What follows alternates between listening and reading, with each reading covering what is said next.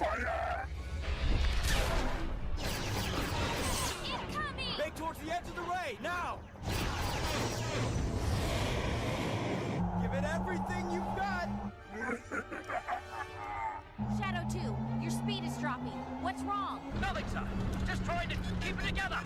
You can make it, Matchstick. Hang on. Well, we're looking at the next in the series, and as part of the first major arc for the show, we're looking at episode 3 of season 1, titled Shadow of Malevolence. Last week, I stated that this is far from my favourite arc, but had grown on me over the years as the first episode offered a beautiful insight into Master Plo Koon and his relationship with both members of the Jedi Order and his men. This time, however, with Shadow of Malevolence, we're journeying into space to track down the Malevolence alongside Anakin, Ahsoka, Plo Koon, and the men of Shadow Squadron, to stop the Separatists from destroying a medical facility containing over 60,000 injured soldiers. Boy, that escalated quickly. I mean, that really got out of hand fast. The centre of this one is around Anakin's ego and overconfidence. In the early moments of the episode, Anakin is informing his men of their goals to take out General Grievous, but Plo and Ahsoka have to remind him that minimal losses would serve better for them in this instance than excessive casualties, given that they are targeting a medical facility. As usual, however, Anakin's overconfidence and ego bests him, and he continues with the plan to bomb the Malevolence regardless, and in spite of the losses that could occur. You're overdoing it. Again. This is the theme of the episode in a way, with the care that the Jedi show for the clones being a weakness that Dooku wants to exploit. He sends out Grievous with the Malevolence to take out the Republic medical station in the hopes of achieving two things. Firstly, to weaken the Republic army, as the Kaminoans have gone on record to say multiple times throughout the Clone Wars series that they're struggling with maintaining the numbers the Republic are asking for, as the clones still need to be trained and grow even with accelerated aging. And a loss of this magnitude with over 60,000 wounded soldiers would weaken the Jedi's morale in an effective manner that could lead some of them to unruly acts that could compromise them further, if some Jedi like Anakin allow their emotions to get in the way in a vengeful return against the Separatists. We receive a surprising appearance in this from Nala Se, who will play a larger role later in Season 6 of the Clone Wars, and a running assistant to the Bad Batch in their first season. But her concern in this episode for the wounded is certainly a change from the level of care we'll see down the line. No. What was that? What did you do? You drugged me.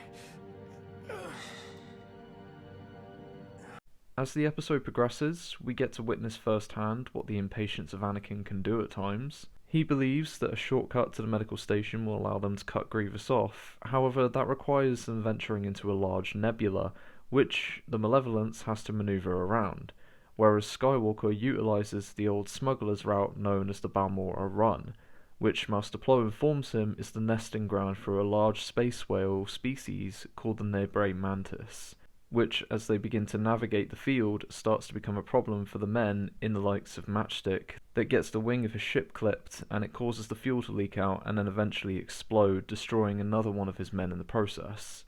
Anakin insists, however, that they'll be okay, and orders them to press through. This is a perfect example of ego taking over for Anakin, as it's evident that he doesn't want to lose his men, but he's not willing to lose to Grievous either, and in this instance, he cannot maintain both. Congratulations, you played yourself. As they reach the medical station, the Malevolence meets them there, and Anakin is confronted with the fear of loss when Grievous manages to take out almost half of the squadron after an ion assault. This obviously hits Anakin where it hurts most in his pride, and unfortunately drags down the morale of the team, and he's ready to charge in on the Malevolence like a samurai on horseback, but Plo and Ahsoka manage to restrain him long enough and get him to see sense that charging for the bridge of the Malevolence with its defences that it possesses will not work to help the rest of the squad, and instead to try a different approach by taking out the beam cannons and crippling the entire ship, which Dooku entrusted to Grievous. This will also allow them to preserve the station and the remaining men of the squad.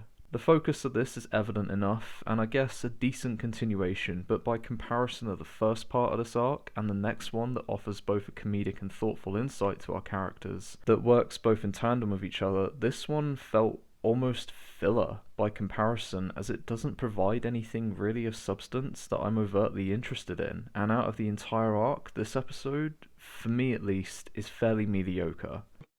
And you fail. It strikes a good balance in establishing Anakin's motivations and really the first test that we witness for him in this war, experiencing loss at such a degree, as it's implied by his confidence that he's rarely suffered great casualties in aerial combat, as that is in his wheelhouse. The problem for me is the delivery of the episode. The awkward dialogue delivery and the pacing just didn't cut it in my mind, and is certainly not terrible, again, but is not exemplary of what I feel is the best parts of the Clone Wars, and not what I ever think of when I say how much I love it.